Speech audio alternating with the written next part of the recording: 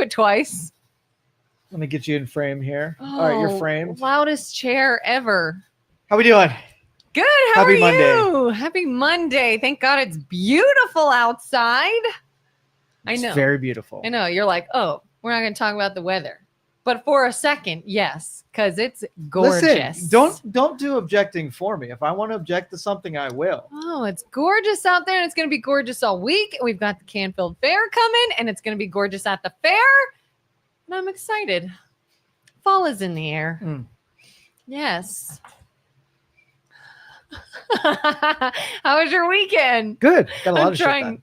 I'm trying not to move because this chair squeaks really loudly, but. All right, what are you bringing to the table here this morning? You got anything? No. What? No, I didn't have anything cool happen over the weekend. I mean, we're dog sitting for someone, and so. No, like National Blueberry Cookies Day or something that you want to talk about? I mean, come on, I'm depending on you for. What is today? Tuesday's National Cherry Popsicle Day. Today is Banana Split Day. You're like, I hate you for knowing that. Why? Well, why do you know that?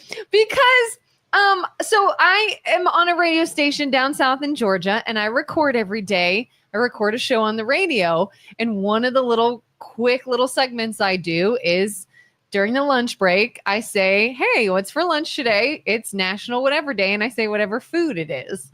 And so when I'm recording, I know it's National Banana Split Day, or it could be National Filet Mignon Day, or Bacon Lovers Day, or Cherry Popsicle Day. And so because I just did this yesterday, it's fresh in my head. Oh, yeah. Now, what if all of that stuff is propaganda for the industries that buy those national days, and you're a contributor now to diabetes and death to people? Of course it is. So why are you participating in such an evil? Listen, first of all, you don't have to eat it. Second of all, maybe it's somebody like me that is good for days and days and days, and then it's like treat time. And then so you're like, hey, it's National Banana Split Day. We got to go have a National Banana Split. Yeah. I can avoid banana splits. I can avoid ice cream in general. Ice cream's not my go-to if I'm going to. I mean, I will eat it. Don't get me wrong. I absolutely will. But if it's like, hey, I want to have a treat and it better be worth it. Like, it's got to be worth the calories. Ice cream's not my go-to. Are you a big ice cream person? No, not at all. Yeah, it hurts my teeth. I have sensitive teeth. I feel like it makes you bloated because it's dairy. It's such an old person thing to say, but it's true. What's it do to your gout? Is it affect your gout? I don't. Thank God, knock on wood, I don't have gout. I knew somebody who did. Have you ever had gout before? Oh, I guess it's incredibly painful in your foot. Like, this person was a dude, like a military man who walked with a cane. He was in so much pain because of gout. Yeah. Can you imagine 20-something years of service? That's what takes you out. Gout. Your gout. Anyway, moving on. Anything happened? I kind of checked out over the weekend. I think, news feeds were causing too much anxieties and it wasn't doing me any good, and gave me good topics, but man, it was causing some stresses and I did not like that. So I checked out Friday, Saturday, and Sunday. Didn't really do anything. Got outside and got stuff done. Yeah. I mean, it's the same old, same old. And yes, Tony, thank you for acknowledging bananas are good for you. So potassium's good for you. Banana splits are basically health. I mean, listen, no, bananas, strawberries, no, protein. Really, no. Listen, if you took bananas and maybe the nuts and had separate, didn't do the whipped cream. I forgot about chopped nuts. The nuts and the bananas, that would be the only two healthy segments of the banana split. You can't strawberries. No, those are. They have syrup all around them. That's not real strawberries. If it was fresh cut strawberries, do the strawberries, bananas, and walnuts, and that's it. You think I'm not putting chocolate syrup and whipped cream on my bananas? But don't pitch it as it's healthy, because it's not. Could be worse. Anywho. Yeah. Yeah, I think the weekend was just everybody reiterating what had happened. Cracker Barrel is still very much being discussed. Apparently the stocks plummeted. Did you hear that in Cracker Barrel? Why do you think that is? Because I think the precedence has been set that the public recoils from this kind of behavior, it's not even really woke. It's basically a company. That was going to be my next question. Everybody's saying the change was because the CEO is being all woke, but is it though? It really, it doesn't have the attributes of being woke. It's not like it was supplanted. It wasn't like the old dude was, taking off the thing because he was white. Like none of those connections. Some people are saying that, but it didn't. It did not matter. You know what I mean? It's a rebrand, and companies rebrand all the time. It just so happens that the lady who did it is a woke person, so they connected the dots. But I think the market shies away from the Bud Lights of the world. You don't want anything near.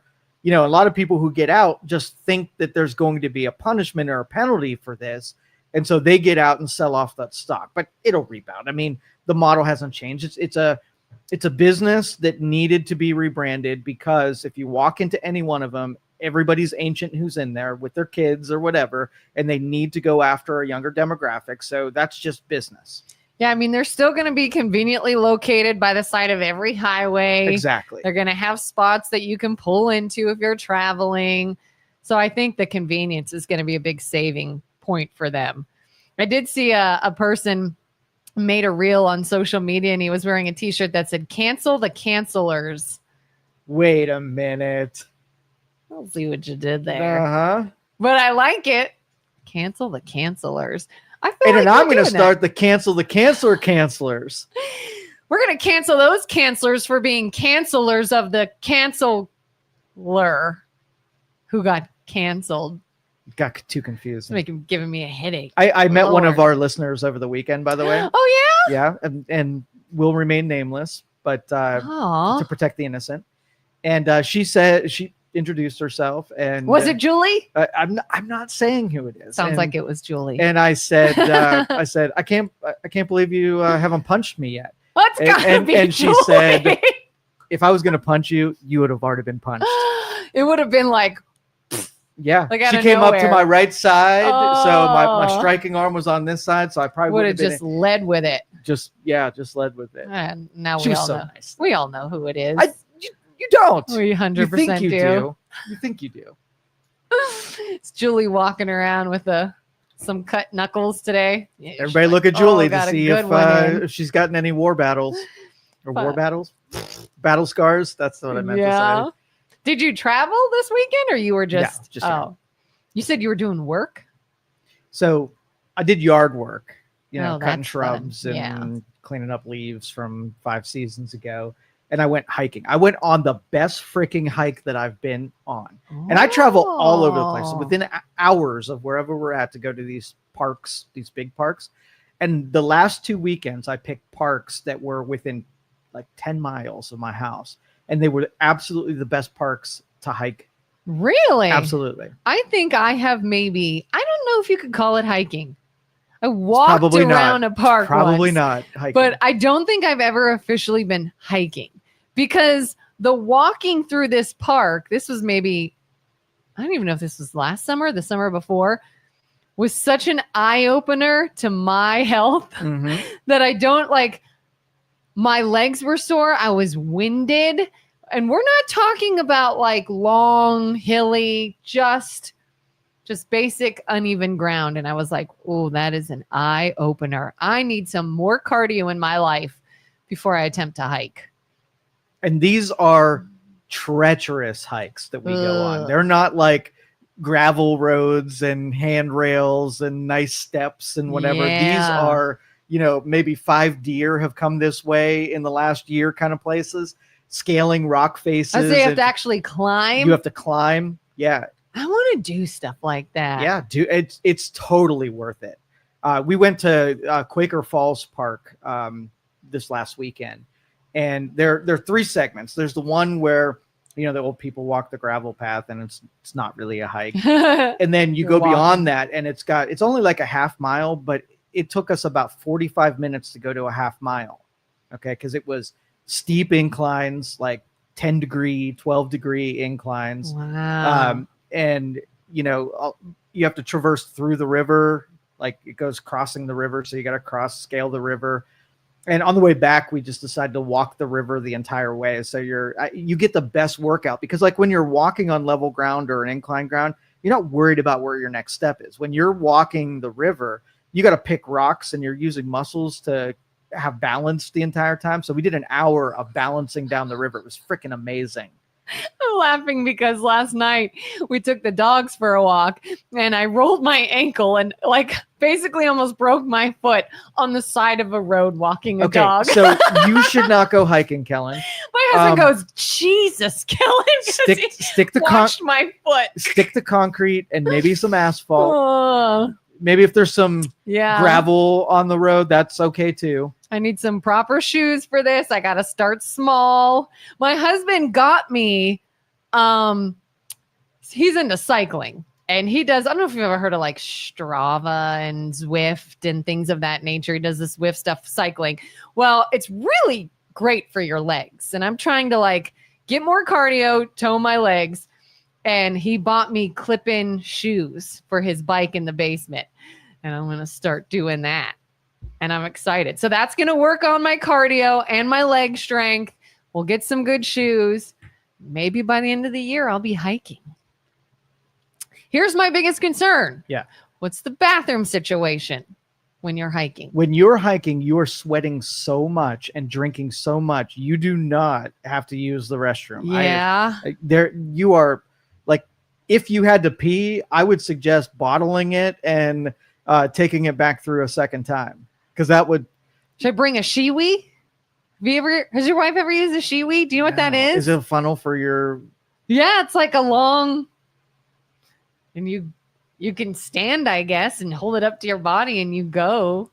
Yeah, it's called a Shiwi. Yeah, in national parks, I would rather be outside than go 1 inch closer to those things. They are the most disgusting puke fests ever. I don't know, like porta potties? No, they're not porta potties. They're basically a hole in the ground. But I think people who go and do hiking and do outdoor stuff, they don't know how to use the facilities and they spray things don't know how to actually do the business the right way. And so you just go in and everything is just slathered on everywhere. It's the grossest thing When you ever. say go in, are you talking about like a outhouse of some sort? It's an outhouse.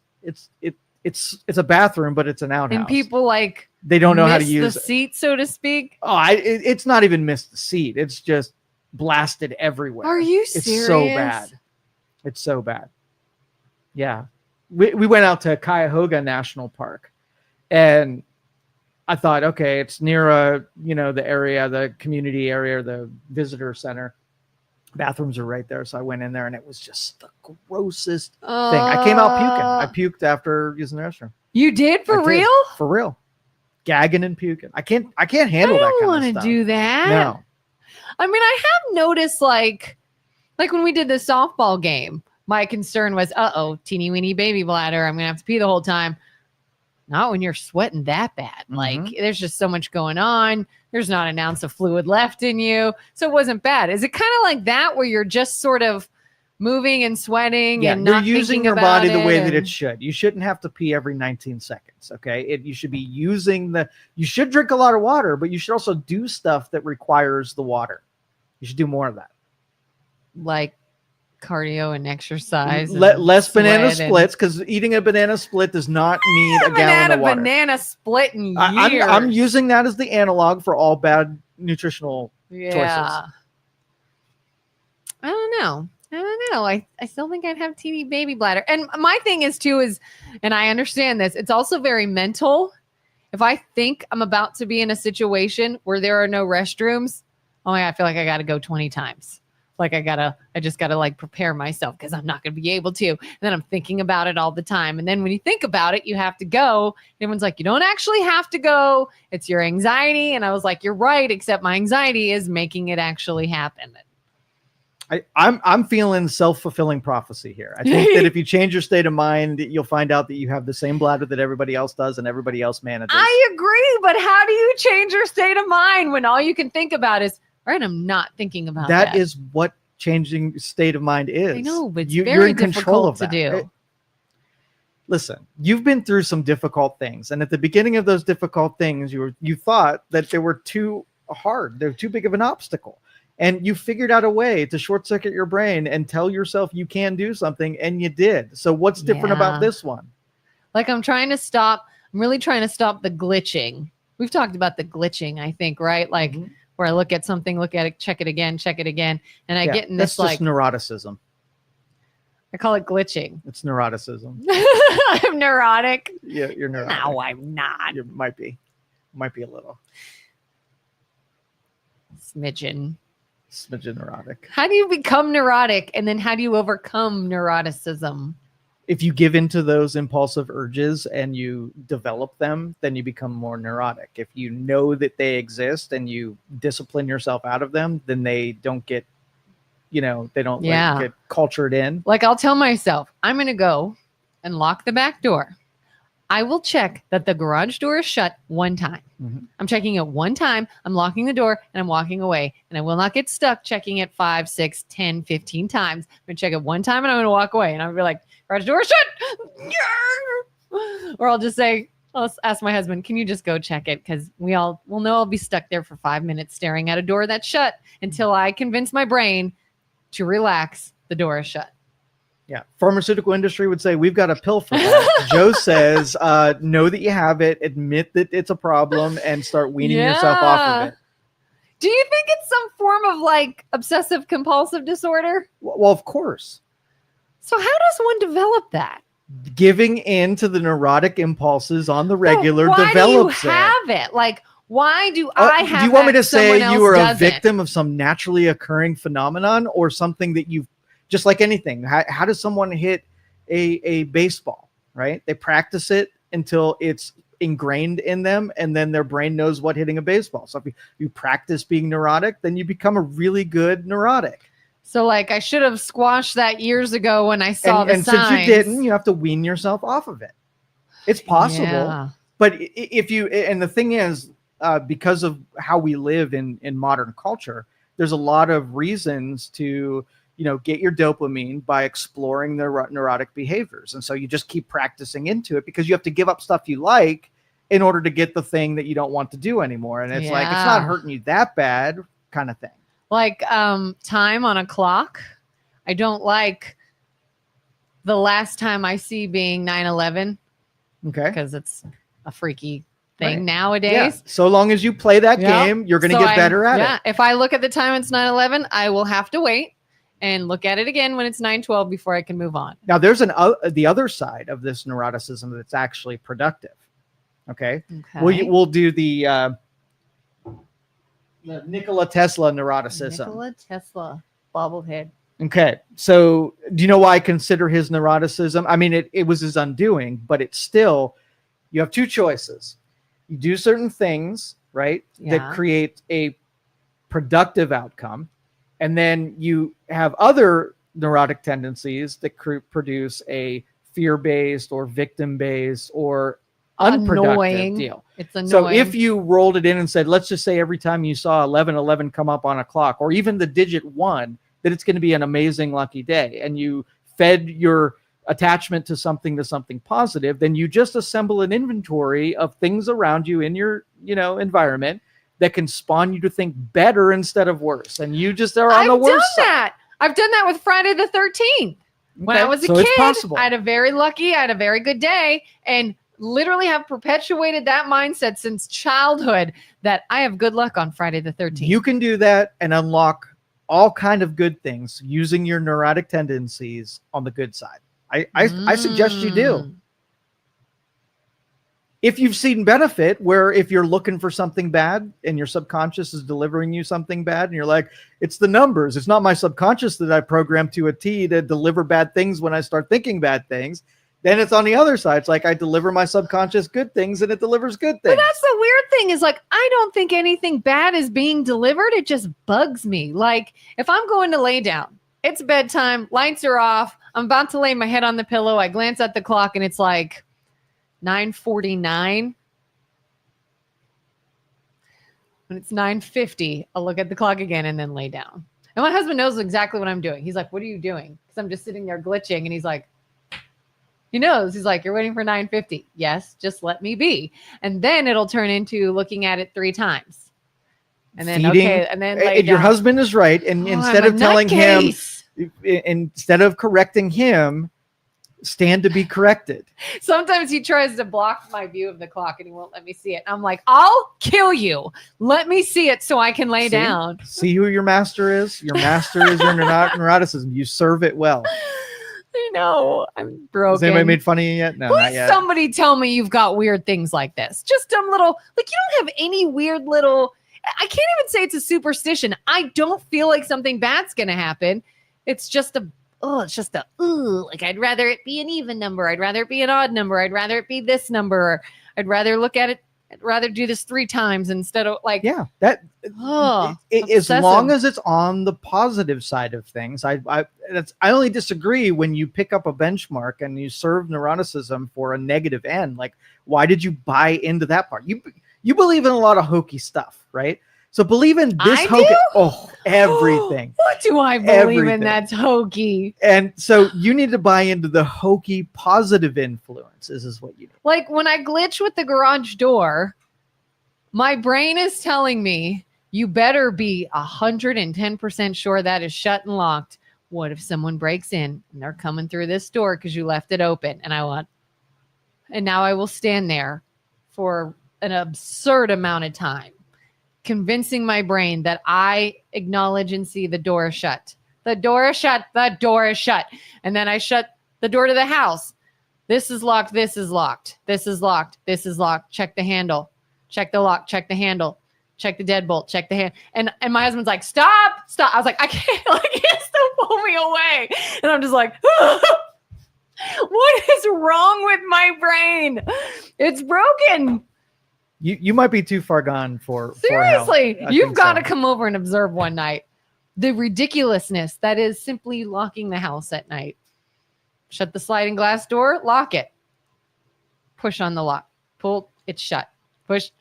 Nope, it's locked. No, like I literally tell my husband, will you please just go make sure all the doors are locked? I can't. I'm too tired to deal with it. Like I don't want to be there for 10 minutes touching a lock. I'm broken. Okay. Seriously, there's a drug rep somewhere that's like Colin Kelin. Your phone's going to be ringing today. That's for sure. They're like, what the hell is wrong with you? Here's a pill, nutcase. Exactly. All right, let's talk about Starship because I'm gonna broadcast tonight. 6:30, I believe, tonight is Starship number 10, the test flight. Yeah. Yep. And what's it trying to do again? So in 2026, these Starships are going to start building on Mars. They're going to send, I believe it's fall of 2026. They're going to send 10 Starships for a 7-month journey. Going to drop off some payload, get some initial. They're going to. This is happening in like a year. Yeah. And they're ready for this? They're getting ready. That's what all these Starship tests are here, is they're testing out the capabilities of the vehicle. But a year is not that long. No. And so the payload they're taking, they're only going to be filling it like 25% because they fully expect the first couple of them are not going to go well and they don't want to destroy all that payload. But then 6 months later, they're going to send 50 of them in the next year. And they're going to do it in close succession, that the ones that they lifted off in 2026 won't even have gotten there. It's a 7-month trip. They won't even have gotten there yet before the next round launches 50 more.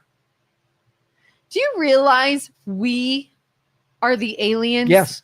Yeah. We are the aliens going to another planet. Yes. And if there's somebody there, we're kicking them out. All these Martians are going to be like, oh my God, we're being visited. Invaders, yeah. Do we have some sort of we come in peace? Now the first payloads are all going to be robots. They're going to start building all of the living quarters and all the infrastructure, power and fuel, creation, all done by robots. So if aliens are there, they're going to meet our robots before they meet us. Well, that could be our case too. Then, if we start seeing things come here, might be robots and probes, and yeah, totally can be.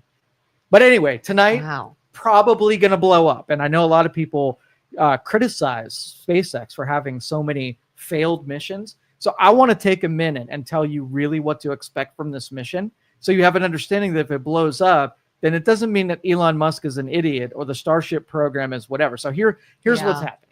So you have a booster. That's what gets the engine to get us out of Earth's atmosphere. It disconnects from the main Starship, which is that's what's going to travel out into towards Mars. And so what they're testing today is they have the underbelly of the Starship has ceramic tiles. And as the Starship is coming through the atmosphere, it gets friction from the atmosphere and creates a bunch of heat, right? And so the ceramic tiles dissipate the heat. Well, they have the bottom loaded with all ceramic tiles. So what they're doing today is they are reducing the size of the ceramic tiles. So they know the ceramic tiles works, but they're going to see if they can get a thinner version of it so they can put more payload on it. And they're replacing some of the ceramic tiles with stainless steel tiles. So if it blows up, it's because they were pushing the bottom limits of how many they can remove and still have structural integrity on the ship. So that's number one, right? Jeez. And all that money just... But by the time it's coming back through the atmosphere, they've already got most of the mission already done. So they're going to launch, they're going to do a hot stage separation, they're going to get into orbit, they're going to do a demo. Oh, so you're not saying it's going to explode immediately? No. Okay. No.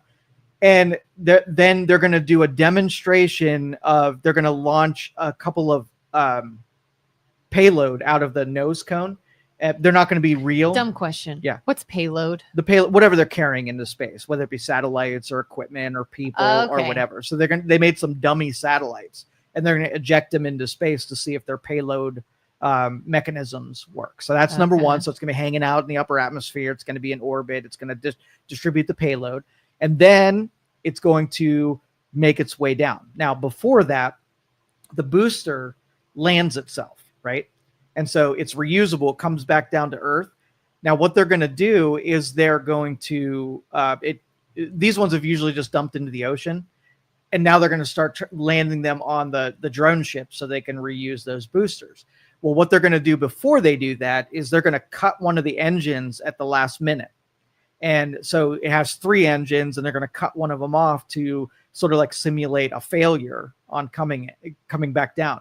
And see if the backup systems are able to hover the booster for like 20 seconds before whether or not it, capsizes and goes in the ocean, or they can actually land on the drone ship. So that's number one. They're actually going to simulate failure points on purpose so that if the booster blows up or, crashes into the ocean, that was by design.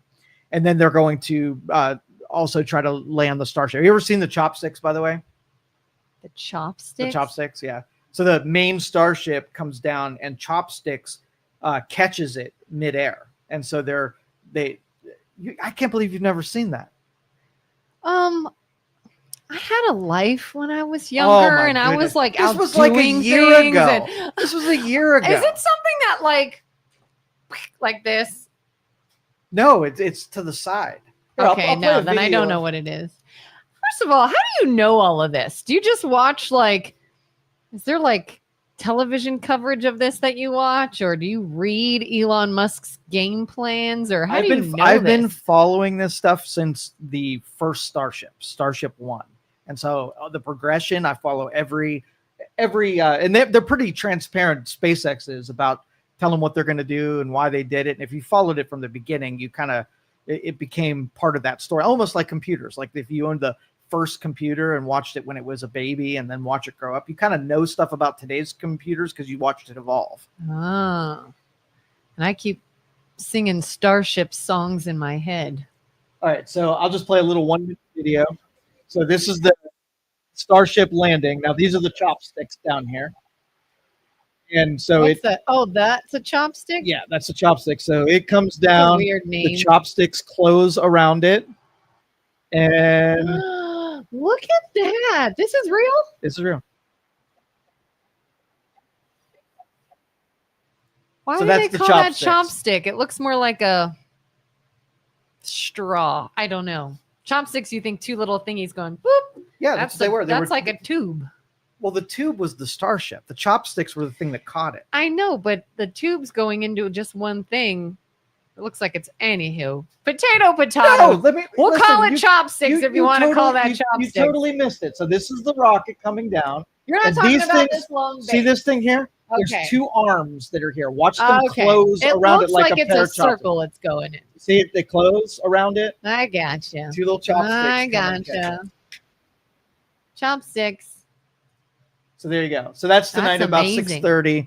And, you know, to be alive when all of this stuff is happening just blows my mind with AI, robotics, Crazy? automation, all that kind of stuff. It blows Like, my mind. think about people like years and years and years and years ago, like before we even had vehicles, before we had anything. Can you imagine seeing a freaking spaceship floating around, landing on something without it being a remote control? Mm-hmm. Like, that's insane. That's insane. But that's tonight, and that's like my Super Bowl. I'm looking forward to Starship 10. But have you decided whether or not, let's just say the comet that's coming into our solar system is going to blow up Earth, right? And so they're like, hey, we pulled your number. We could put you on one of these semi-tested starships. Would you want to jump in the lifeboat and take some risks to go to Mars so that you have a little bit of chance of survival, or stay on Earth and meet your demise on your terms? I don't know. They both scare me. Are we 100% sure it's going to blow up Earth, or is there any chance that it won't? The Earth? Yeah. I mean, the space people tell you that it's coming. Like, what if you make the wrong choice and you decide, all right, I'm going to go, well, and that's the gamble. That explodes, that's but the Earth gamble. does not. You got to look at the data that they're providing you and make the best guess for your family. Should you stay or should you go? Now that song's stuck in my head. I don't know. Would you go? Oh, I'd go. I'd go even if the world wasn't being threatened by a comet. Joe, you could die. That's a risk I'm willing to take. Yeah, that's the let's do it. Exhilarating experience of a lifetime. If you were, God forbid, if you were given like a terminal diagnosis, and they're like, Joe, you're donezo anyways in a few months. You could stay here with family and anything else you want to do here, or we'll send you on this mission and you could go out with a bang. Did you not hear that I said that I would do it without the terminal? And I would do it without the terminal illness. Even though you know you could die? Yes. You would do it? Yes. Would you do it today? Like if someone's like, you want to go to space? You could die. If given the choice to have a couple of robots launch there, I wouldn't want to be the first human being as the first attempt to Mars, because chances are it's going to burn up, and it's almost 100% guaranteed. And that's why they're not sending a whole bunch of payload. Like get 10 of them under our belt, and I'll be on if all 10 of them make it, then I'll be on the next one. That's why I don't know when it comes out, but I feel like you got to see that Ryan Gosling movie. I can't think of what it's called. Hail Mary or something like that. I told you about this, right? Yeah. Yeah. I'm interested in seeing this, seeing that. You would do that, wouldn't you? Yeah. They'd be like, you're a last hope and you got to go and like figure out why this star hasn't exploded or something. And you're like, I'm in. Everybody has purpose. And that is my purpose, to be a starfarer. I don't think I would ever, if somebody said you could go to space and it is safe, we know it's not going to explode, we know you will be fine, I don't know if I would go. I would be very curious. I'd kind of want to go. You know what I would do? I'd do the whole Katy Perry thing where you go just to the edge and you come right back. Because it's, I don't know, it scares me. I almost feel like claustrophobic in a very small encapsulated thing in space, nothing around you. No, like. So what about when they start doing more like travelers, like a star cruise, like just like you on a cruise ship on the ocean, they pack up a big spaceship, you orbit for 7 days, you party and drip beer and all that kind of like stuff. A party version of what Katy Perry did. Yeah. Like you just sort of go on the edge and come back. If like a ton of people had done it, it was perfectly safe, I would probably do that. All right. Have you seen the Carnival cruises lately? Not safe. So I would, if it just separates and puts me in space with other people who could afford a $50,000 trip, and it leaves all of those people separate and behind, I'll do it in a heartbeat. Because it'll be an exclusive bunch. It's not so much like the amount of people I'm going with. It's just I don't want to be gone long. I want to see it like a tourist attraction and come right back. little traveler. And I'd be scared. Were you critical of those people who like spend money to go in a submarine to go see the Titanic? No. Because space tourism is going to be a thing. It really is. If I could safely go see the Titanic, I would too. But again, like just thinking of being in a little thing that far underwater, I think it's the aspect of there's no air. If something happens and you need to come out of your encapsulated environment, you're done. That freaks me out. The pressure at that depth would crush you like a tin can. I know. There wouldn't be about air. It would be about the pressure that would basically turn you into spaghetti. I saw a video. I think that's why I'm so freaked out.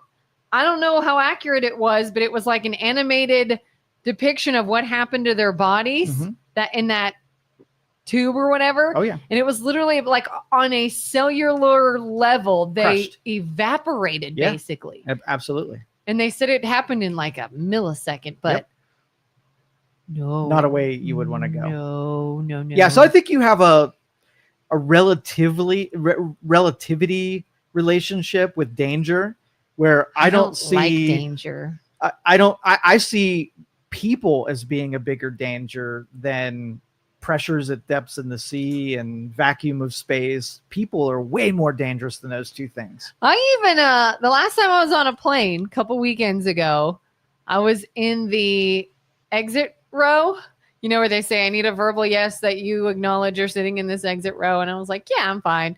And then as we're taking off, I was like, am I fine? Can I do, like, if they literally said you are tasked with opening this door and helping people out, could I do it? Like, I found myself looking at the door thing thinking, do I know how to open that? All right, you pull the handle. Do you see? I feel like no one else on this plane gave a second thought to it. And I'm literally in my head going, seriously, how does the door open? Do I push then? Like, do I need to like guide someone out? And I'm like running it through my head. And then it switched to, oh my God, we see on the news that doors fly off of airplanes. And people get sucked out. And here I sit right here. And I literally felt my heart start to race. And I had to go, Jesus, like, stop it. Stop it. And I had to think of something else. My brain got me so worked up. So if somebody said, you're going to space tomorrow or you're going to the depths of the ocean, no thanks. All right, let me and this is why this is so important going to Mars. I know a lot of people think that this is sort of a luxury pursuit for some people, and it really isn't. God. We know that the Earth has had multiple extinction events, right? And they are all things that exist today. Mm-hmm. So, number one, let me give you some new ways to die. Okay. This is great for my anxiety. It's great. So, this is sort of Joe's list of things that I think will visit us at some point. We just don't know when, right? So, for instance, a supervolcano, right? You've been out to Colorado. You've seen Yellowstone. I have not. No, but okay. So basically, we have a whole state that is built on a supervolcano that has it has a clock, a countdown of when it erupts and what it's going to do to humanity should it erupt. Okay, so it's very likely, and this is why it's my number one extinction event, is that a supervolcano erupts, kills all of humanity, blocks out the sun. On the entire Earth? Yes, if a supervolcano erupts, you're dead. At least and we're talking about Yellowstone, the United States is dead meat. And we can't like depressurize this thing in any way. It's not how the Earth works. We can go to Mars, but we can't like ease a volcano. Now, I've entertained some people who say that if you create some pressure releases by creating volcanoes, people are still going to die, just as not as many people as if because it's so big, it's massive. Like the whole state. What do you do? You're like, we're gonna throw some nuclear weapons in a volcano, make it erupt, and then evacuate all of Colorado. That seems like not a possibility. So I don't think we could stomach losing some to save all. So I don't think we could do something like that. So number one is supervolcanoes. Second, why do you look concerned? I thought maybe we could relieve the pressure without killing people. No, I think like a whole bunch of tiny little pressure valves just. I don't think you can release enough for that to be effective. Well, that sucks. Now, in our solar system, thankfully we have the moon, right? Because there's a lot of garbage that hurls towards Earth that instead of hitting us, it hits the moon, right? That's nice. So our gravity by design and the magnetism that is created because of that magma that is underneath us, the super volcanoes. But if you get, the poles shift, or you get a change in its magnetic field, we could get visited by a whole bunch of debris that could pelt us with a bunch of stuff that's from out. And the comet, if one stray comet comes into the solar system, is traveling too fast for our gravity or magnetism to deflect, and it hits us directly, size of Grand Canyon or something like that. That's a game changer, a game ender too. Then you have a Carrington event. Carrington event is not going to kill us directly, but it is going to create havoc, and we are overdue for another Carrington event. What's that? So it's basically the sun has these explosions, right? And you have these solar flares that just send a huge amount of electromagnetic energy at the Earth.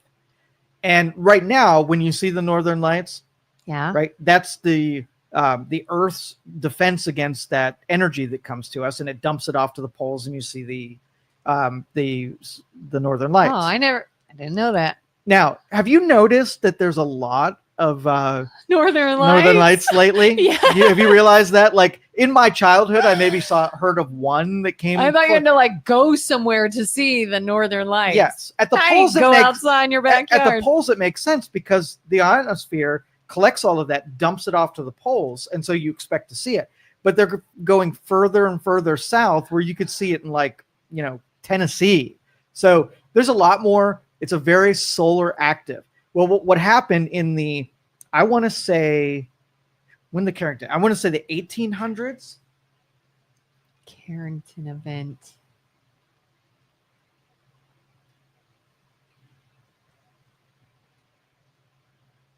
Oh 1859, September 1st, 1859. So basically, it was a massive solar flare, right? And it overwhelmed our atmosphere so that a lot of the energy got down to the Earth's surface. Now, at the time, they only had telegraph lines, right? Oh, God. And if you looked outside, the telegraph lines, there was so much energy in the atmosphere, they were sparking, right? And so in today's unshielded, everything's got a circuit board, everything is computer controlled, you just get mass electronics outages. Every electronic device ceases to function. So anything that's connected to an electronic device is dead. Only mechanical things will work. And if it has wires, right, the wires will get overwhelmed and short circuit anything that they're connected to. And so you would lose all of your utilities. You would lose all of your everything. The source of getting water, food, gas, everything is computer controlled.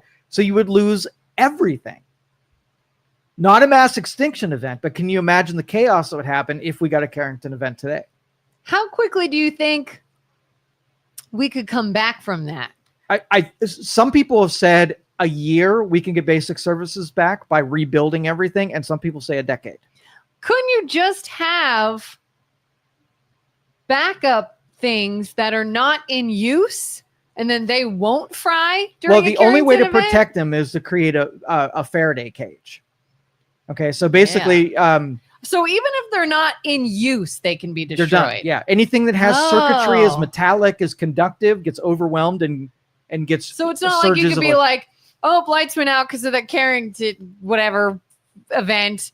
Let me go get my backup and plug those in, and we're up and running. Yeah, you can manufacture new stuff, right, and create your circuit boards up, but it uses machines that are also dead. So that would be a long process to get things manufactured. Yeah. But if you create a bunch of Faraday cages and put the important stuff in a Faraday cage, when the energy came down, it'd be collected by the cage and then dispersed to groundings in the building. So anything inside the cage would be there. So if we were smart, right, everybody would have a Faraday cage in their house, and they would put the stuff they couldn't do without. So you could put a generator in there. You could put electronics wouldn't matter, but you could put a refrigerator in there and stuff like that. Those things seem cool. What? Faraday cages. Yeah. I don't know how they work, but I've heard about putting people in them and doing measurements of all kinds of stuff that the human body is giving out. Those are cool. Mm-hmm. But anyway, so that's the second one is a Carrington event. So it goes volcanoes, it goes solar flares for, the extra energy that comes down, short circuits all of our stuff, comet hit or some kind of rock hit, pandemic. If the COVID stuff revealed one thing, it's how vulnerable we are to nature saying goodbye, human beings. Yeah. Like, why is the plague back? Oh, it happens every year. They don't yes. Is this the same the plague? Yes. From before? But the plague killed a bunch of people, not because of the lethality of the plague. It's the misunderstanding of what the plague is, and the things they did to combat it were completely wrong. So, I mean, they had shit in the streets, and they had no modern medicine, and they had no understanding. It didn't have to be as bad as it was. Not at all. They did everything wrong, is why the plague happened. So the plague still exists in nature, just like every other disease rears up every once in a while and shows you that it still exists. It's not gone. It's just people don't die from it anymore because you can treat it in 20 seconds when you have it. But there will be something that our body's not prepared for that has 100% lethality. And then the time it takes us to learn what it is, it could take us out easy. If you give COVID as bad as it was on the volume scale, it was like a 1 compared to what it could be at a 10. Be like the movie Outbreak. Yeah, that's exactly right. So an outbreak can absolutely happen. So if you put this on the scale of things that we're likely to hit, global warming is like 952 on the list. And we put trillions of dollars into global warming when it's like, hey, we're about to solve global warming. And then we get hit with a freaking meteor or a volcano explodes. Like, oh, womp womp, right? Like, oh, that was a big old fat waste of time. Yeah, and that's part of my disbelief in the global warming stuff is it's not a serious threat. They say it's a serious threat and they want you to be afraid of it and they want you to part with your money to do it. But I would say if we had a national, Faraday cage movement where everybody put a Faraday cage and we globally funded it to protect us from it, I would absolutely support that. Can we make and sell those? They're easy to make. You could make one. I can? You can. Why are we doing this? You totally can. We should sell them. When the day happens. I bet you they sell them on Amazon. Oh my God, you would think. And I thought of something else that's got to be on this list too. Let's go shopping for a Faraday cage. Faraday cage. Little ones, big ones. $3,000 gets you a Type 2 Faraday cage. Look, there's even $32,000 for a EMI and RF cage. That's a big one. Like you can put a person in that. Yes, you can. And they're little ones. Then you have a little one. All kind of different sizes. So we won't be first to market on a Faraday cage. Look, there's one for $12. Stick your phones in there. Although if you want one that's really going to protect you from a solar flare, it's got to be grounded correctly. And you're not going to be able to just use, like a lot of them you'll plug it in and it'll use the grounding in your wiring in your house to lead to your grounding rod next to your house. You would have to actually put in your own grounding rods because it's going to be a significant amount of energy that you're going to dump off into the earth.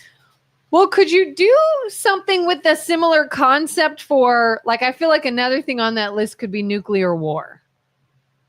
Is there a Faraday cage-like thing? Oh, yeah. They have bunkers. They have fallout bunkers. They used to build them during the Cold War. Yeah, I remember people having, like, their little bunkers below ground and stuff. Like Cheyenne Mountain would be filled with people in a nuclear war and save some of us. Not for all of us. And you'd have to live in there for quite some time, I'm guessing. 100 years, maybe. Oh, that's it? Yeah. 100 years? Just 100 years. But notice I didn't put nuclear war because the thing is that everybody knows what that would do. And so nobody is going to use their nuclear weapons. The fringe cases like Iran and North Korea, and every 4 years they threaten that they're going to get a nuclear bomb. We just pay them off, right? So when they need money, they're like, I'm going to make a nuclear weapon. And we give them a bunch of money. And then they settle down for 4 years. And then they start the process again. if anybody actually used their nuclear weapon, would they not also kill themselves? If they did, okay, so what we did in Japan, right? We were the last ones to militarily use a nuclear weapon in this regard. It was a huge dose of nuclear, and we destroyed 2 cities because of it. Yeah. And so we got an unconditional surrender because of it, because we were, Japan didn't have the technology to, reciprocate the action. But, it's a scar, it's a blemish on, and it's an example of like, hey, we condition the world that you get an unconditional surrender. But when everybody has them, it would be like you launch, we launch, and everybody's dead. Yeah. And it all depends on the size of the nuclear weapon that's used. So if you did a tactical nuclear, you can take out 1 city and not kill everybody. If you did some of the bigger ones that we have, I mean, you could take out an entire country with that with that blast and make it very inhospitable for the people that are surrounding that. So it wouldn't be, what would end the world is if 1 person launched and then everybody launched, then you can pretty much chalk it up that we just destroyed ourselves. But everybody knows that already. So that's why I think it's very unlikely that anybody makes that move. It's more likely that someone takes a suitcase nuke into a city and blows up a building than a military launches a warhead. If somebody did that and blew up a building, would the whole city sort of be contaminated? Oh, yeah. Yeah, it would be a bad day. But and that's like the fear of if Iran gets nuclear weapons, that they won't militarily launch at anybody. They'll give it to some terrorist groups, and then the terrorists will now have a weapon to blow up. Tell me they wouldn't do it if they had a suitcase, nuke. But so it's worthwhile to make sure they don't get it, not from military, but who they'd give it to if they had it.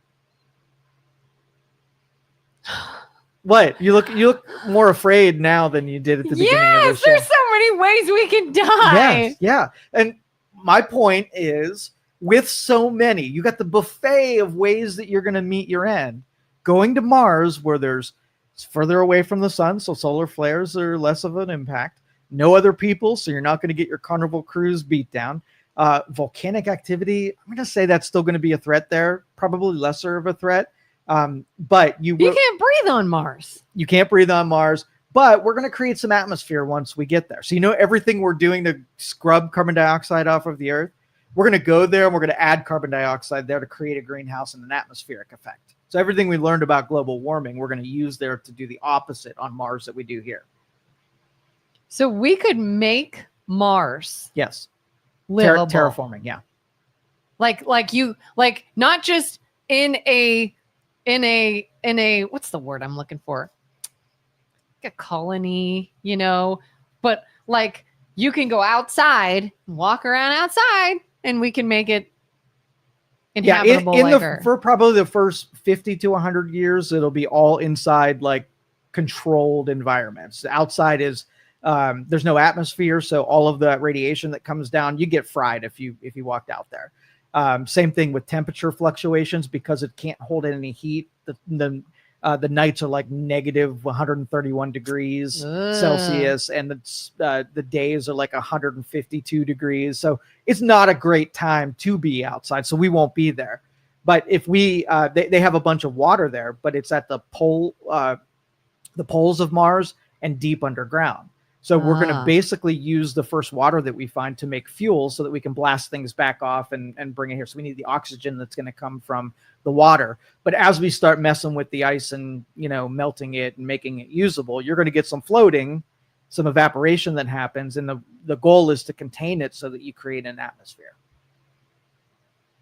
And we're focusing on Mars because it's the quickest to get to, or is it also just better chance? It's probably is the most hospitable of the closest places that we can go. Like Europa is further away. What's that? It's a moon from Saturn, one of Saturn's moons. Oh. And it's like Earth. It's a smaller version of Earth, and it has an atmosphere. It has water. It actually looks like a mini.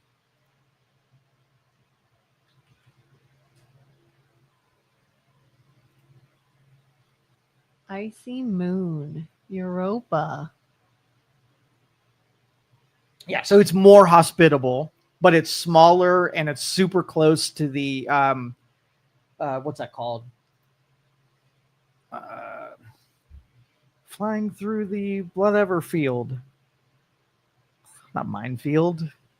You know, in space movies, when they go through and there's a bunch of meteorites out there and it's a meteor field. I don't know. My brain's not delivering me what I want to say. But anyway, there's a bunch of space rocks that are in a belt of floating rocks that are out there, and that's super close to that, which means that it poses a little bit bigger of a risk for Europa, and especially being a moon, it's probably. But if it didn't have those rocks, you could potentially go there. Yeah, it's probably more hospitable than Mars. Yeah, Wow, it's a contender.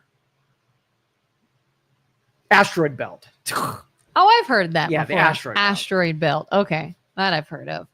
So just get through the asteroid belt. You can inhabit Europa. Mars is easier. It's a full planet. It has water, so we can make Mars. Does Europa have oxygen? Oh, it has it's an icy planet, so it has atmosphere. It's too cold for living there. Cold. Yeah, it is further away from the sun, so it is someplace that it's easier to do Mars than it is Europa. And Venus is what, all gas? No, don't do Venus. Can't Venus do is a Venus. terrible place. Terrible place. Don't want to live there.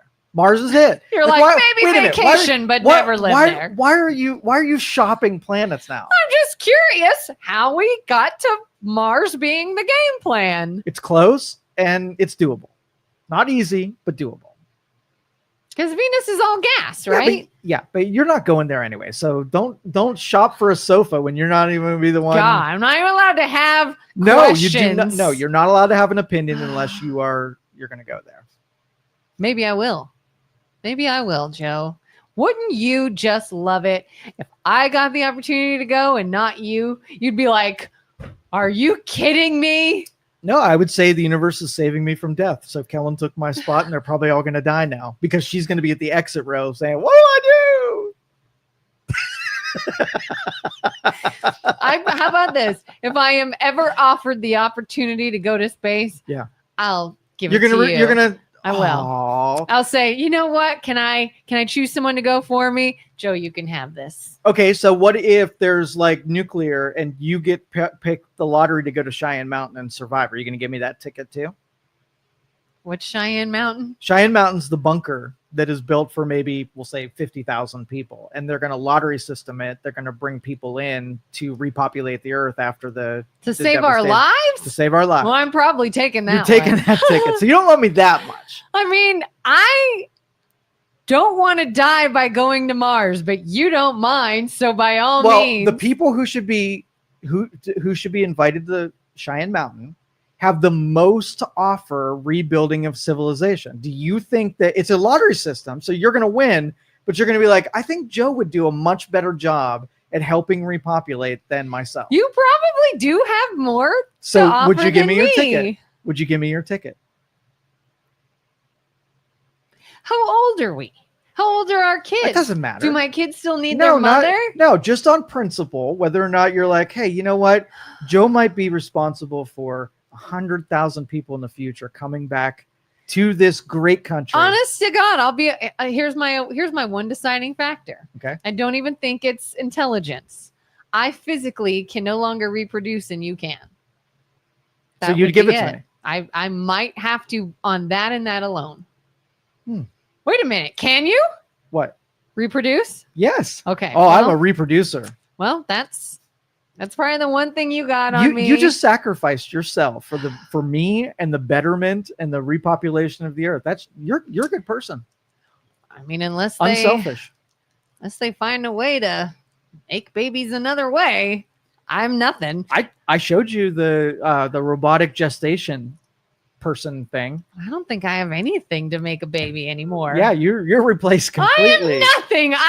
I have no value. So this is great. I will leave here this morning feeling like a death lingering, imminent death in a tragic, horrific way. And if by some chance I have the ability to avoid a horrific death, I won't, because I have literally nothing to offer humanity. Well, and that's a good thought experiment. And that's a good thought. It is. And Dennis nailed it. What a veiled death wish. I didn't mean it as such, but sort of. Yep. Yes, he did. All right. So think about like if tomorrow civilization devolved and it was just mass chaos. The fall of governments, the fall of public utilities, you were just on your own. And like what we consider valuable right now, diamonds and gold and money and whatever, immediately would be worthless because nobody is going to accept dollar bills for what you need. You would actually have to have something that was valuable to someone else. And in that world, what would be valuable? What would the currency be? A way to provide food. Okay. Food would be valuable. Mm-hmm. Water would be valuable. Water. Security would be valuable. Well, oxygen is free of charge. Maybe in some circumstances, but not the one I'm talking about. Yeah. Security, a way to reproduce. Because you have to think that if there are 1,000 people and you are only judged by what you could provide and produce, right? Are you dead meat still in that? Yes. You can't do anything. They have nothing to offer humanity. Well, maybe instead of global warming, we work on giving people skills and helping them to be useful. So Dennis made me think of something. Yeah. He said medicine. I have a blood type that creates, and I'm sure other women know about this. We create the drug Rogam. Have you ever heard of Rogam? No. So people that have Rh negative blood that want to have babies oftentimes need this drug called Rogam because our bodies see a pregnancy as a foreign invader and tries to destroy it. And Rogam keeps it from doing that. My blood type makes Rogam. So you might need that when repopulating the earth and protecting pregnancies. You might need that drug that my blood type makes. Well, you would have to, thank you, sir. Thanks. Bye. You would have to survive long enough to get to the point where hospitals and like reproduction would happen in a tent, births would happen in a river. Like you're not to the point where blood would be something that would be valuable until much later, until, the war. I'm dead anyway. Right. So you have to have a first level skill set to be able to trade first. And then we can get to your blood is going to be valuable when we get to that, redoing phase. My blood is valuable. Your blood is valuable. That's all I got. That's all I got. My blood is valuable. Can you build stuff? Some people. Can you build stuff? Maybe. Can you grow stuff? I've never done it before. Oh, see, maybe you plant a garden so you can have expertise in the making things like food that are valuable, things that grow quick, right? Having stuff that like potatoes, for instance, having potatoes and having a couple week turnaround before you could be eating something would be a valuable thing.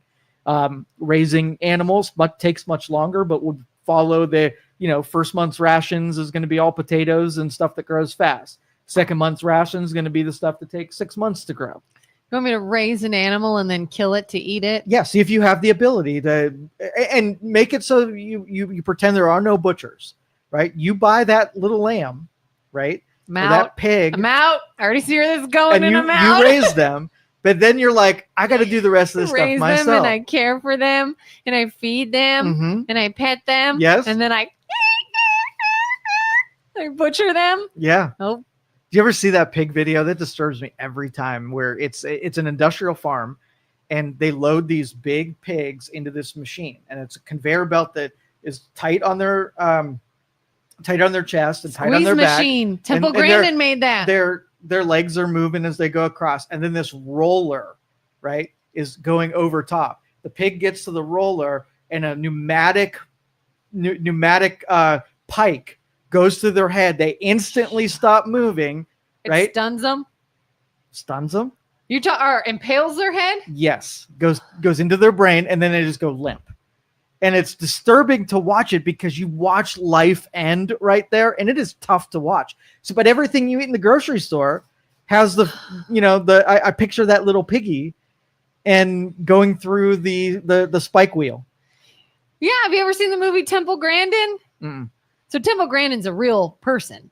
Have you ever heard of her? No. She was severely autistic woman that totally just reinvented,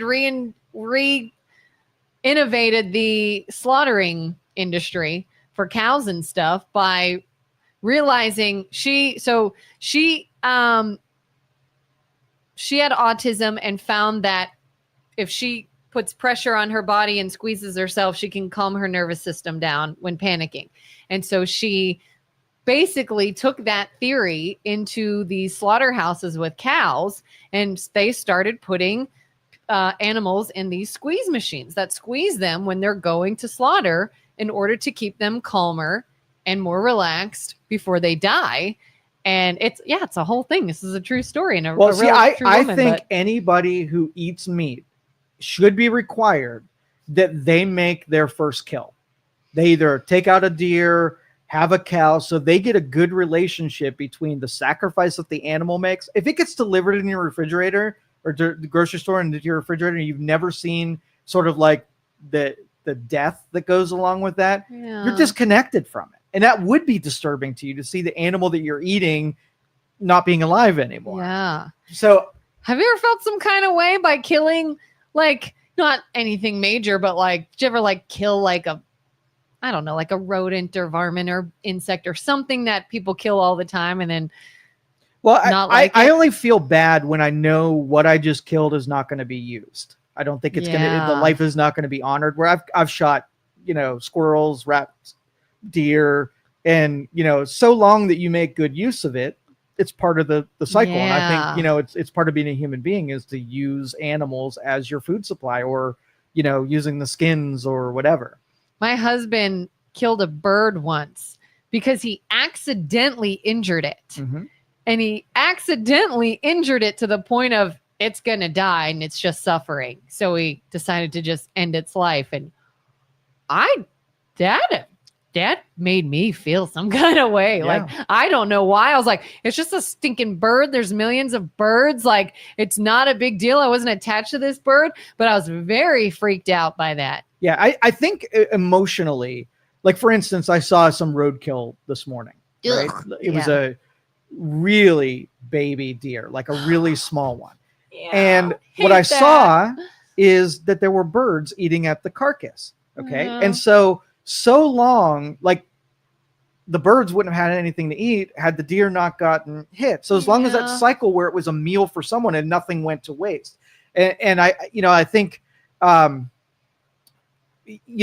our relationship and knowing that if we kill way more cows than we need to, and so you go to a restaurant and you barely eat it. Well, I think the waste that comes along with, we make the sacrificial death, but then we treat the meat like it's not a sacred thing, and we're just so easily to throw it away, right? Yeah. And so if we had a campaign, PETA would be great for this, is, don't waste your freaking food. Don't throw it away. Eat everything that you buy. Don't buy too much. Don't let it go bad in your fridge, because then you do dishonor the animal that had to die to put that in your refrigerator. Yeah, that's a good argument for saying grace before you eat. Do you do that? Yeah.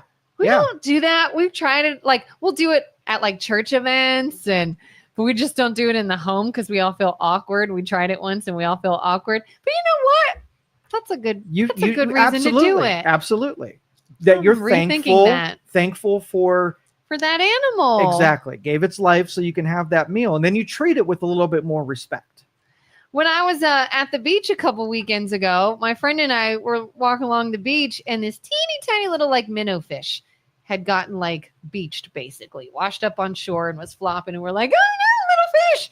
And so like she was like kicking it with her foot, and we like pushed it back into the ocean. And I felt so great about that. People were like, you realize I was probably eaten like that day. 2 seconds. Yeah, it was eaten. And I said, but I don't care. We saved its life. It didn't have to go out that way. It fed another animal. It served its purpose in life.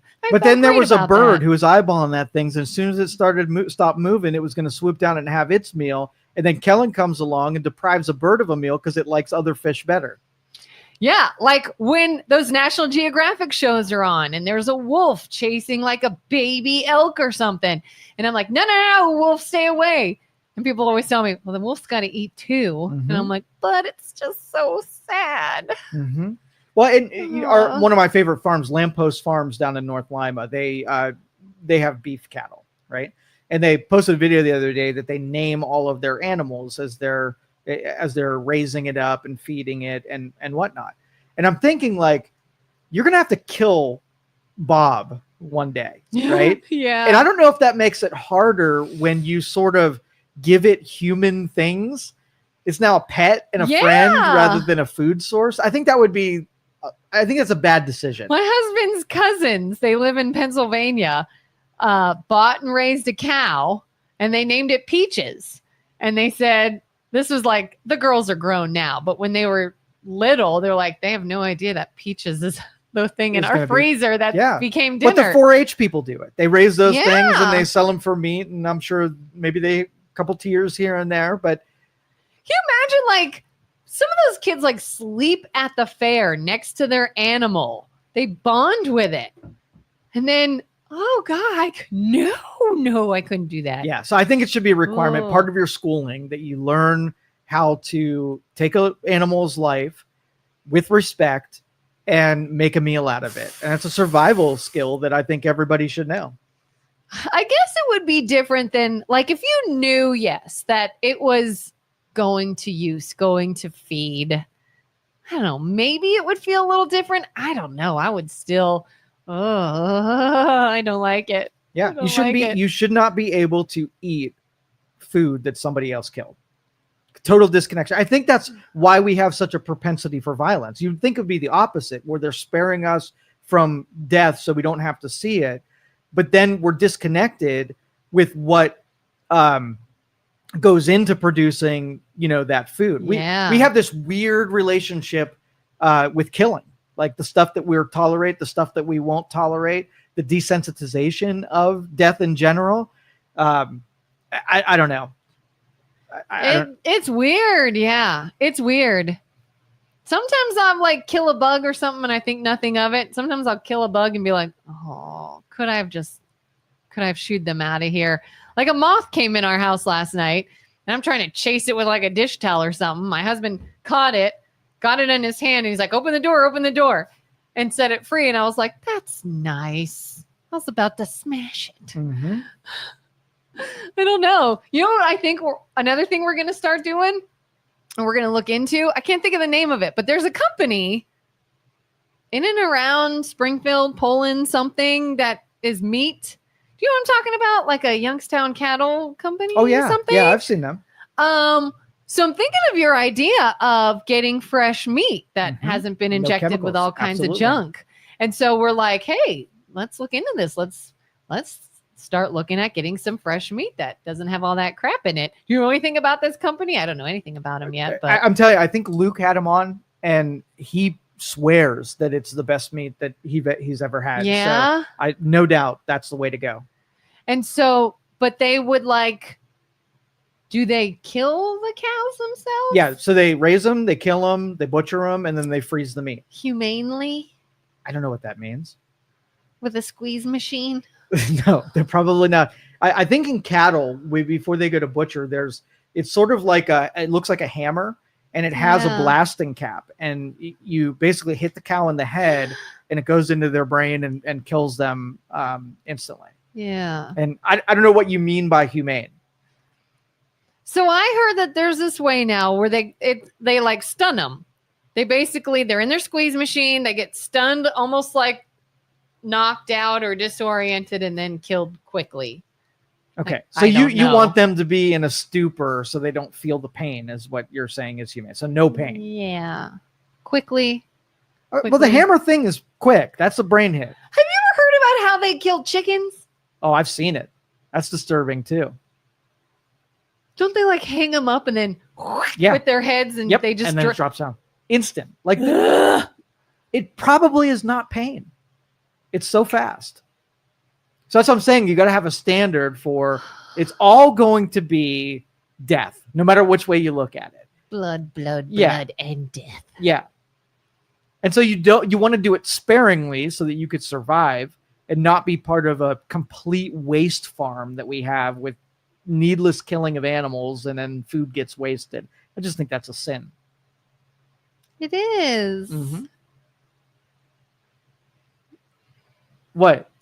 Thinking of all the roadkill now. Like, what's a good use for roadkill? No, the animals that eat it, those carcasses gobble that stuff up as long as it's not wasted. Not to be disgusting, no, but we've done all disgusting today. Even those dead birds, they were a feast for maggots. Yeah. Maggots came. Oh, insects will take those suckers out. Yeah, because it was in our trash can, and then I was like, we had it in a bag. Put it in the garbage can, and the stupid garbage people didn't tip the can enough, and the bag didn't come out. And then you go to throw something else away, and you're like, what the hell is that? And you realize maggot-filled bird bag. Mm. Now, you're speaking of death, like an abortion statistic I read the other day. Oh, God. Now, how do you feel about abortion? Are you on the feminist side? Are you on... I have changed. Have you? Over the last year or so. I will admit, because I grew up a little more liberal, I was like pro-choice for a long time. Okay. And the reason I say that is because me personally, I have a hard time telling someone else what they should and shouldn't do with their life. And I know that it's a huge responsibility, and I know that it can be life-changing for people. And I've always thought it doesn't matter what I would do. You're another adult, and I have a hard time making that decision for you. Having said that, now that I am someone who has had babies, anything that's like no guidelines or anything, like when you tell me, oh, it's so many weeks, it's legal. Well, I now know what's happening at that number of weeks. And I'm like, whoo, that doesn't sit right with me. And I really don't like that. And maybe there are other options and other choices. And I've also learned more about the mental health of the mother. And while it's easy to say, well, I can't make that choice for you, I would also want to strongly encourage what you're getting into and how detrimental this could be for your mental health to make a decision you regret. And yeah, I just feel like, I don't know, that baby didn't put itself in this position. It is another life. It is another, whole realm of possibility. So now I'm more against it than I used to be. I don't like it. And the process is freaking brutal. What they do as part of the abortion, like with a vacuum, like pushing things through its head, sucking its body parts into a vacuum. Like it is not like we're talking about pigs and cows and making sure that it's comfortable and stunned and whatever. Well, they pay no mind to the baby itself. And let me be clear. When I say I was pro-choice up to a point. Like if there is a body forming, no, I'm not pro-choice. I'm pro-choice as in you just found out. Maybe there are options, maybe. It's not, I don't want it being used as birth control. But now, I don't know. Now I'm like, even if it's in the beginning, even if before a body has formed, that's still life. That's still potential. That's still, so now I'm a little more against it. But yeah, even back when I was more pro-choice, it was not when there is a fully formed baby in there. No. Oh, no. So the statistic was Gen Z, of all of Gen Zers. Yeah. 28% of Gen Z was aborted. That means 28% of all would-be Gen Z were chosen. Wow.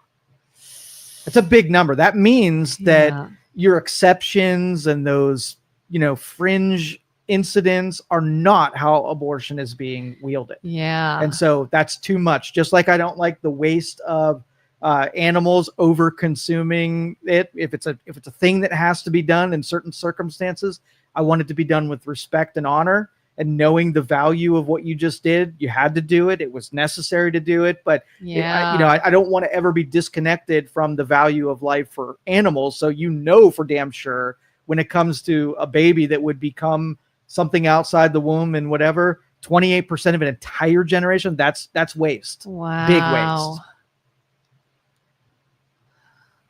And it's a tricky subject because there's been a psychological manipulation where we've gone so far to disconnect that this is a human being. And even like when I say a pig went through a machine and got a spike jammed through its head, your body recoiled. Like it's like I could picture myself as that pig experiencing something through, and you feel like, let's not do that that whenever we don't have to. Let's try to avoid that unless it means to feed. You don't want to like do that and then just throw it in the trash. And that life was ended for no reason whatsoever. Yeah. But when I say abortion, that same recoiling doesn't happen. You don't picture the baby being sucked out with a vacuum cleaner and think, man, that's terrible, awful. Let's try to not do that, whatever. When I say 28% of the people are not here because of that, you're like, yeah, we're going above and beyond.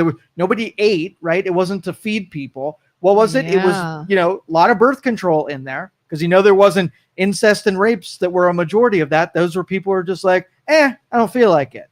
Yeah, because that's and when we say abortion, I want to be clear. Like, we're not talking about instances where I know there was a whole conversation at one point of what entails an abortion, where a woman was talking about an instance where her baby passed and she had to pass it. Not an abortion. And they called it that. Yeah, it's not that. That's not at all what we're talking about. But yeah, I feel like there's this discrepancy where some people, they argue about like when it's actually a life, I guess, and that makes them feel better about making the decision. Well, I would take your argument about when it can start experiencing pain, right? So if the pig is going to be conscious and it's going to experience pain, that's my opening point, where you have to start doing all the responsible things. If you don't have a consciousness, and like if you said, I eat eggs on the weekend, there's a developing mass in there. Does it have pain? Yes or no? So I would listen and entertain that and treating a certain way. So if you, let's just say you had a baby, and I don't know when this happens, when they have a beating heart, when they have an experience of pain, what's that point? And then should I take something that experience pain and rip it out and, puncture its head and suck it out with a vacuum cleaner? Because I think, something at like 9 weeks, I think it is. It's a bean, but there's a heartbeat. So do you count? Well, I want to know. We got scientists. Tell me when Yeah. neurological processes are happening that allows the baby to feel pain, and make that your dividing line where now it's too late. See, my thing is, I don't even know if it matters if they feel pain. To me, it matters as just, is it a life or not? Is there True. potential or not? Well, that's why I said I would entertain that part of the argument, Right. where I can see that it's more of like a reasoned argument rather than okay, so if you say when it's a life, then all we have to do is establish when does life happen, and then we start protecting that life. Do we want people to be consumed, right? Because when we talk about animals, it's like we're willing to end life if there's a positive response or a positive result in providing food for people who then won't die, right? You're on a deserted island, you kill a chicken, you eat chicken, you don't die. Well, what is the benefit of abortion for the thing that we're about to kill? That's the only consideration that matters to me. It would be a noble kill if there was something that you can name any kind of benefit, but this is more, it's a detriment to the woman who has the abortion. We're talking more about the woman than we are about the baby. Did you hear about, there was something in the news maybe several months ago or late last year, a pregnant woman passed away and her body's in the hospital. I can't remember what happened to her, but she was dead.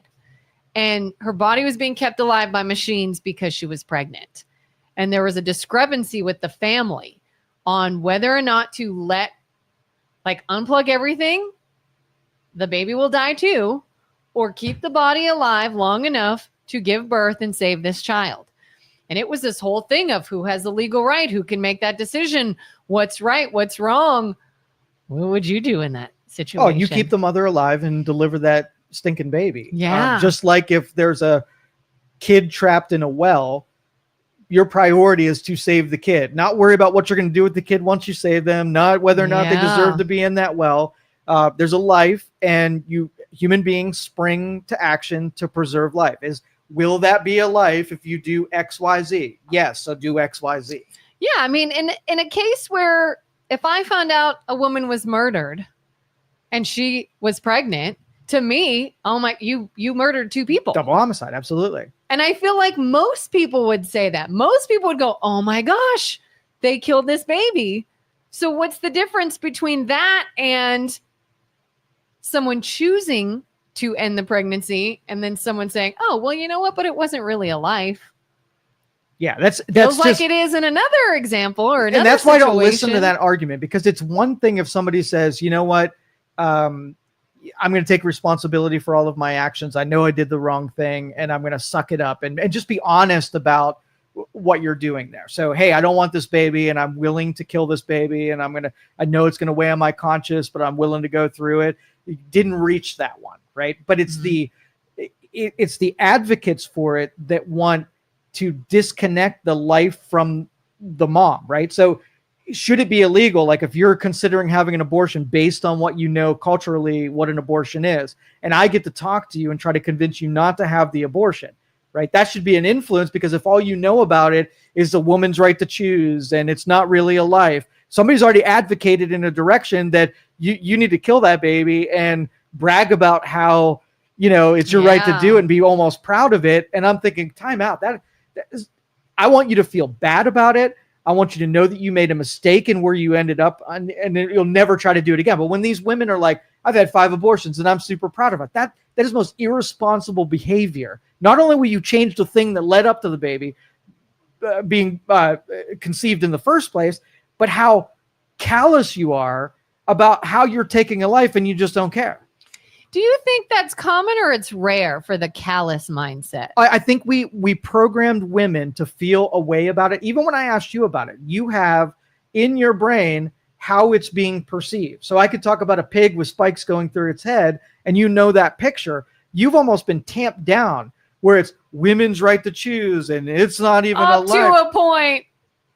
When I thought that, I don't know if I think that anymore. Those words do something to you. It's almost like a permission to take on something that should be a huge tragedy, and we could almost talk about it like it's just a transaction. Yeah, and that's the thing is, many years ago, I was maybe 20, 21.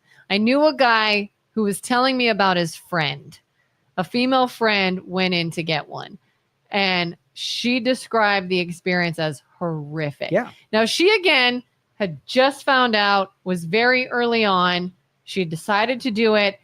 And she told him, like, there are just wails in that clinic of women crying, screaming, like it is a somber, scary, extremely sad place to be. Mm-hmm. And this is going to sound weird to say, but I kind of feel better hearing that. Like, it should be a very scary, sad, horrific thing. Not for the women that are there because of means beyond their control. We're not talking about that. That would be gut-wrenching too. But for the women that simply, we're talking about that group that is like, I got pregnant. I don't want a kid right now. I'm just going to end it and go about my day. Like, maybe I feel like they don't understand the mental load or toll that could still take on them. And yeah, to me, that's using it as birth control. And that I'm not okay with. When I was pro-choice, it's not for birth control. It's for extreme situations that I simply could say, it's not for me, but I can't tell you what to do. I could encourage you, but who am I to make it so that you can't? I'm not you. I don't know how to tell you to do that or not. I don't know. Yeah. So, and that's the only part of the system that I truly disagree with. I don't like telling other people what to do, and I don't want people telling me what to do. But I do not like heads filled with advocacy messages rather than just information. So if that's what you do and it doesn't involve me, I don't really care. But if you ask me, hey, do you think the psychological, overhead that I'm going to experience on it, I would say, what I want you to do is get in your time machine, talk to me when you're 13, and I want to tell you that this is a potential if certain kind of behaviors. And let's put all of our energy into avoiding the behaviors that result in this, this obstacle, refer to it as an obstacle. It's not an obstacle. This friction that you're about to hit. And let's start investing in avoiding that predicament to be in the first place, rather than, oh shit, like I was promiscuous and nobody told me that this would happen. And I told me that I had a bunch of options and abortion was this great thing. And now I'm here and it sucks. Like, you came to me too late. So my opinion is like zero value. What is the law now? Or is it different in different states? States? Different states have different. So some there's not at all. Some it's up to a point, I'm guessing. I don't necessarily any state bans it entirely. I think Ohio abortion law. 22 weeks in Ohio. Do you know what a baby is at 22 weeks? Google 22-week fetus. That is a formed, kicking, moving, mother can feel it baby. Look at that. There it is. It's got a head. That's a freaking baby. Yep. In fact, I'm pretty sure I know someone who had a baby at about 22 weeks. He's alive. Wow. Yes. You can do it up to that point. Up to 22 weeks. No, that's not right.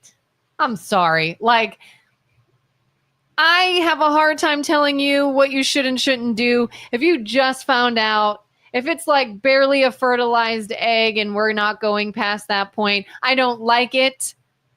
But to me, I'm sorry, that's different. That's a baby. That's a baby at 22 weeks. Mm-hmm. And there's no argument there. Like, that's not even like it's just cells. Oh, it's just a heartbeat. Oh, it's just that's a baby that can survive. Yeah. That's messed up. I don't like that.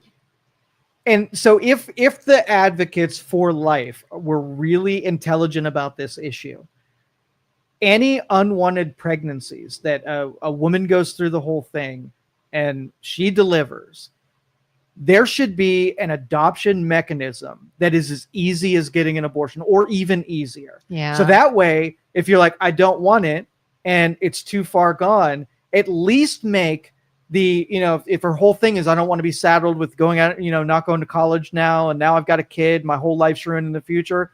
You should have people who want babies in line already, a line as long as you can think, to take every unwanted pregnancy immediately after its birth. Yeah.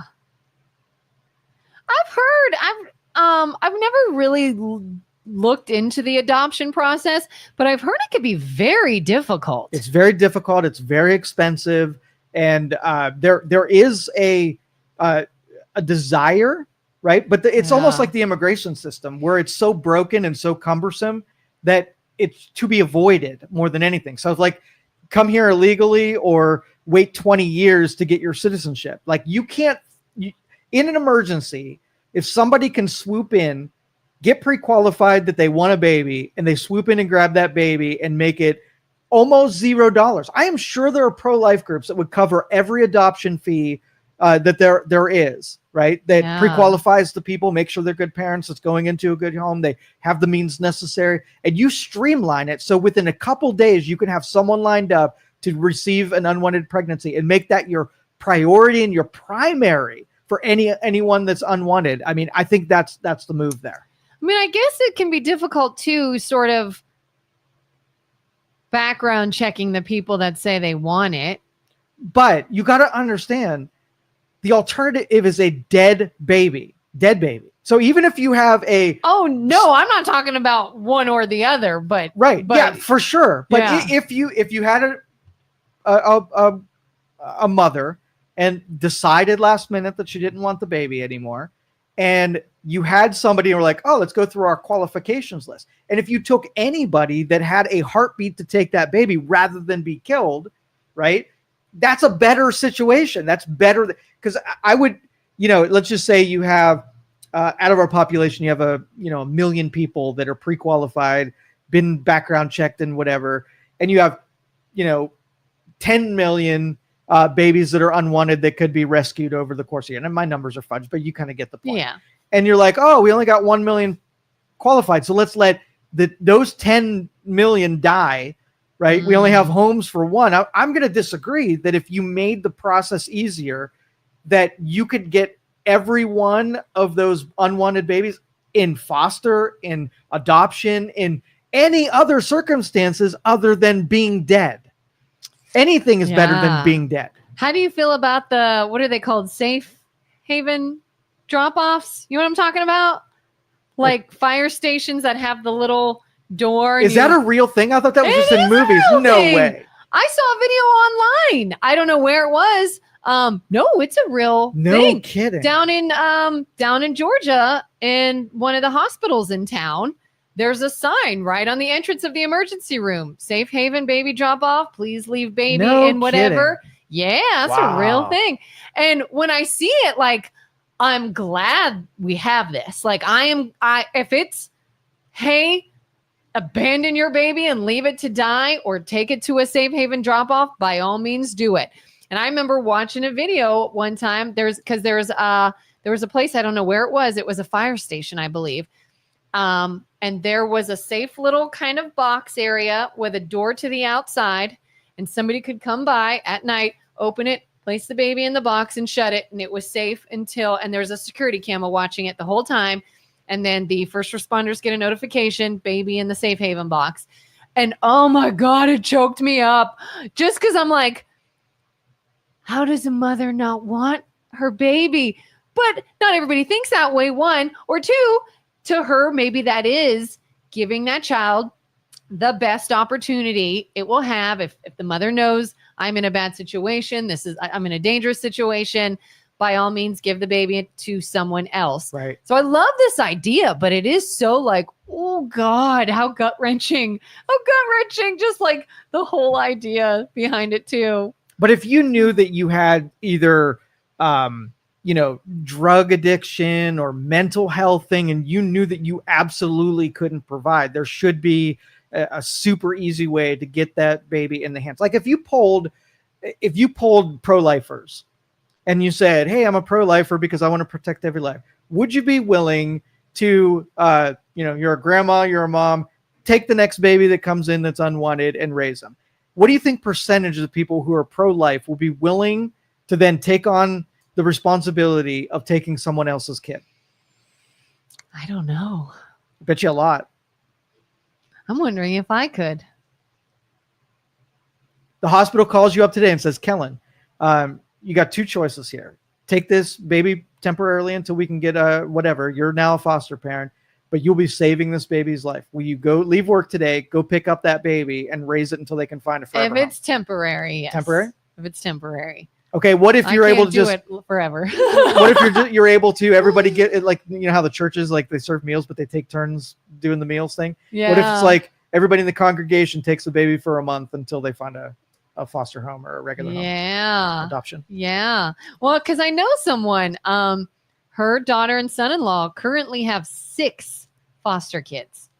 And I hear just about all the things they go through. And I'm like, yeah, you have a special place in heaven waiting for you, because there are people willing. These people, the pro-lifers especially, they're passionate about their cause. Yeah. I would not doubt that. Because these kids have behavioral issues and all kinds of stuff, and it's like, gosh, like if anybody deserves to be on the dime of the government, like you hear about people cheating the system, getting benefits, the government paying them out to not do anything. Like I could 100% get behind. I see this family, they are raising 6 kids that are not their own, that have behavioral issues, that have mental health issues. This family is exhausted all the time raising other people's kids because they came from bad or dangerous situations. Right. I was like, I'll give you my money all day long. Day long. Yep. Yep. What's Dennis say? Something up top about in their mind that baby is a death sentence. Although that may inconvenience them, however, in that moment, it's small hurdle between them and resuming their best life.